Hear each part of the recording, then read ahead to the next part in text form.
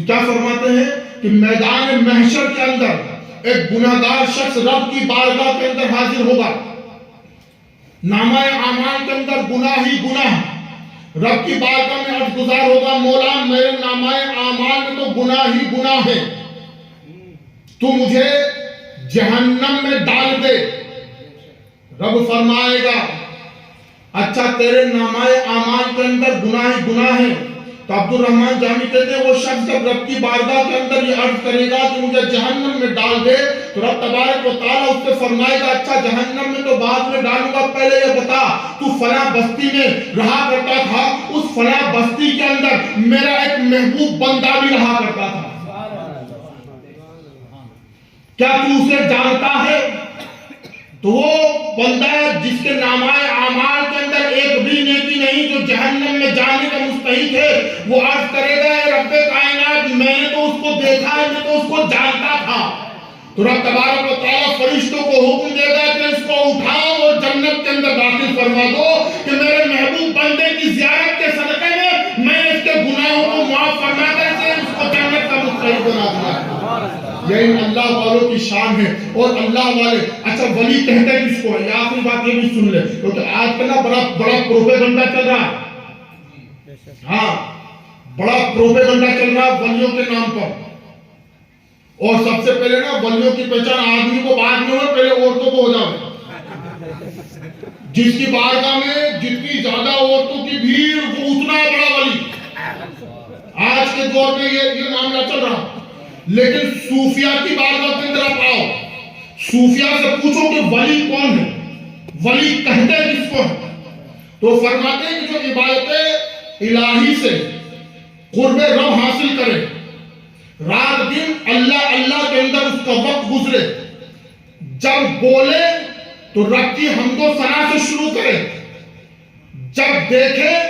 تو رب کی عطا سے دیکھے، جب چلے تو شریعت مطہرہ کے اوپر چلے، جب بندہ اس مقام پر پہنچ جاتا ہے تو رب تبارک و تعالیٰ اسے اپنا قرب عطا فرما دیتا ہے۔ یہ تو صوفیہ کا قول ہے۔ عارفین کی بارگاہ کے اندر آؤ، عارفین سے پوچھا گیا عارفین تم بتاؤ کہ اللہ کا ولی کون ہے، تو عارفین کہتے ہیں ان کے نزدیک اللہ کا ولی وہ ہے کہ جس کے عقیدے درست ہوں، جس کے عقیدے درست ہوں اور جو شریعت کا پابند ہو۔ اور آؤ رسول اللہ کے چچا کی بارگاہ میں آؤ، تفسیر ابن عباس کے مصنف حضرت عباس رضی اللہ تعالی عنہ، ان سے پوچھا گیا ولی کہتے کس کو، ذرا یہ تو بتائیں، تو آپ ارشاد فرماتے ہیں کہ جس کو دیکھ کر کے تمہیں خدا کی یاد آ جائے وہ اللہ، جس کو دیکھ کر کے تمہیں اللہ کی یاد آ جائے وہ اللہ کا ولی۔ ثناء اللہ پانی پتی رحمت اللہ تعالی علیہ سے کسی نے پوچھا آپ بتائیں آپ کے نزدیک اللہ کا ولی کون ہے، تو آپ ارشاد فرماتے ہیں کہ جو دن رات رب کی یاد کے اندر مستغرق رہے وہ اللہ کا ولی ہے۔ اور علماء اکرام سے پوچھا گیا کہ آپ بتائیں کہ آپ کے نزدیک اللہ کا ولی کون ہے، تو علماء اکرام فرماتے ہیں جو اللہ کی محبت کے خاطر کسی سے دوستی کرے اور اللہ کی محبت کے خاطر کسی سے دشمنی کرے، غرض کے اس کا ہر ایک کام اللہ کی رضا کے لیے ہو، اور میں فرماتے وہ اللہ کا ولی ہے، وہ اللہ کا ولی ہے۔ آج ہم نے اپنے حساب سے ولیوں کی ڈیفینیشن گڑھ لی، ہاں جس نے جتنے رنگین کپڑے پہن لیے وہ اتنا بڑا ولی، جس نے جتنی زیادہ انگوٹھیاں پہن لی وہ اتنا بڑا اللہ کا ولی، چاہے نماز ایک وقت کی بھی پڑھ رہا ہے نا، سید الطائفہ، چاہے سنتوں کا کتنا بڑا نقصان کرنے والا ہو، چاہے کسی ایک سنت کے اوپر وہ عمل نہیں کر رہا ہو، ہے نا، جو جتنا بڑا سنتوں کو چھوڑنے والا، آج کے دور میں ہم اس کو اتنا بڑا ولی مان رہے ہیں، ہے نا، ہم دیکھیں گے اللہ ماشاءاللہ بات ہے، یاد رکھیے گا آج کے دور میں جو جتنا بڑا سنتوں کا چھوڑنے والا ہم اس کو اتنا بڑا ولی مانتے ہیں۔ لوگ یہاں تک کہتے ہیں کہ نماز کا وقت ہو تو ہماری نماز تو مدینہ میں ہو رہی، یار غوث اعظم سے بڑھ کر کے ہو کیا ہے، سرکار غریب نواز سے بڑھ کر کے ہو کیا، ان کی تاریخ ہم نے اٹھا کر بزرگوں سے بڑھ کر کے ہو کیا ہے، ہم ہم نے ان کی تاریخوں کو اٹھا کر کے دیکھا، ان کی ساوان حیاتوں کو دیکھا، ہم نے ان کی خود ساوان حیات اٹھا کر کے دیکھی، تو ہم نے یہ جملہ تو کہیں نہیں پایا کہ نماز کا وقت ہو اور یہ کہتے نظر آئے کہ ہماری نماز تو مدینہ میں ہو رہی ہے۔ دنیا نے ان کو یہی نماز پڑھتے ہوئے دیکھا، یہی اللہ اللہ کرتے ہوئے دیکھا، ذکر و اذکار کرتے ہوئے دیکھا، خاموشی اختیار کرتے ہوئے دیکھا ہے۔ سید الطائفہ جنید بغدادی، آؤ ایک آخری بات کہہ کے ختم کریں۔ اللہ کا ولی دور حاضرہ جنید بغدادی اپنے مرید کے ساتھ بیٹھے ہوئے، یہ تصوف کی باتیں ہیں، اوپر سے تو نہیں جا رہی، ہنسی مذاق بھی تھوڑی سی ہوئی کیونکہ وقت ہو گئے۔ جنید بغدادی آپ کے زمانے کے اندر، آپ کے قریب کی مسجد کے اندر ایک شخص نے آ کر کے، ایک اللہ والے نے آ کر کے قیام کیا، تو سارے طائف کے لوگ جو ہیں ان کی زیارت کے لیے جاتے، تو جنید بغدادی اپنے مریدوں کے ساتھ بیٹھے ہوئے، مریدوں نے جنید بغدادی کی بارگاہ میں عرض کیا کہ حضور والا بڑا اللہ والا ہے، بڑا چرچا ہو رہا ہے، چلیں اپن بھی ان کی زیارت کے لیے چلیں۔ تو جنید بغدادی نے پہلے تو انکار کر دیا، بولے کہاں ضرورت آ رہی ہے، یہی اللہ اللہ کرو، ہے نا؟ مطلب اپنے سامنے اپنا پیر بڑے مقام و مرتبے والا موجود ہو تو یہ عوام کے اندر کوئی لمبا چوڑا جبے کپے والا آ جائے تو وہ ادھر وہاں بھیڑ لگائے گا، بھاگ کے جا کر ارے بھیا یہیں مل جائے گا۔ ہاں یہ طریقے، ہاں فیض حاصل کرنے کی نیت سے جا سکتے ہو، ہاں کیونکہ ہر بارگاہ سے فیض ملتا ہے۔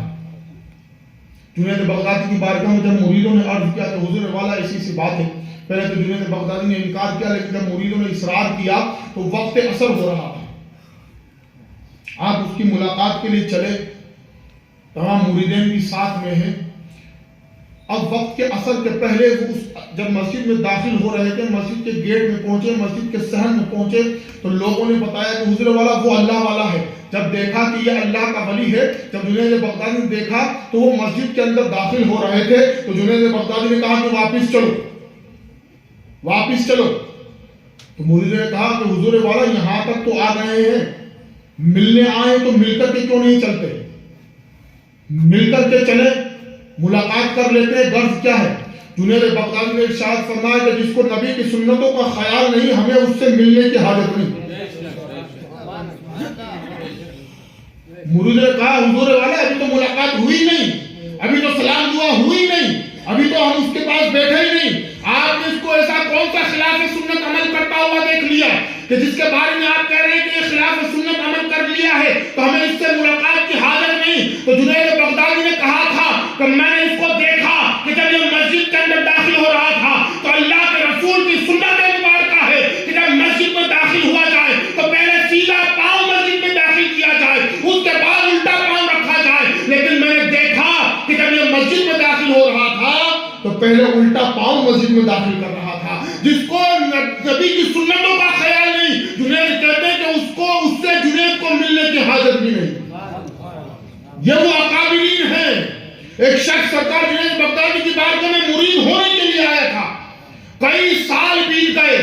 جنید بغدادی کی خدمت کرتے کرتے کرتے، جب کئی سال بیت گئے تو جانے لگا، رخصت ہونے لگا۔ جنید بغدادی نے پوچھا بھائی تو آیا کس نے کا ذرا یہ تو بتا۔ کہنے لگا حضور والا میں تو مرید ہونے کے لیے آیا تھا، لیکن میں نے اتنے سال آپ کی خدمت کری، میرے سال برباد ہو گئے۔ جنید بغدادی نے کہا کیسے برباد ہو گئے ذرا یہ تو بتا۔ تو شخص آنے والے نے کہا تھا کہ میری نیت یہ تھی کہ میں جس دن میں نے آپ کا بڑا نام سنا تھا اور نیت یہ تھی کہ جس دن آپ کے ہاتھ سے کوئی کرامت دیکھوں گا میں اسی دن آپ کے ہاتھ پر مرید ہو جاؤں گا۔ آج کل یہ بھی چل رہا نا، کرامت دکھے تو مرید ہو۔ اب جنید بغدادی نے کرامت کس کو کہا، کرامت کس کو کہا؟ جنید بغدادی نے ارشاد فرمایا اس آدمی سے ایک ہی سوال کیا اور ارشاد فرمایا ذرا یہ بتا تو اتنے سال میری خدمت کے اندر رہا، کیا تو نے میرا کوئی عمل نبی کی سنت کے خلاف دیکھا؟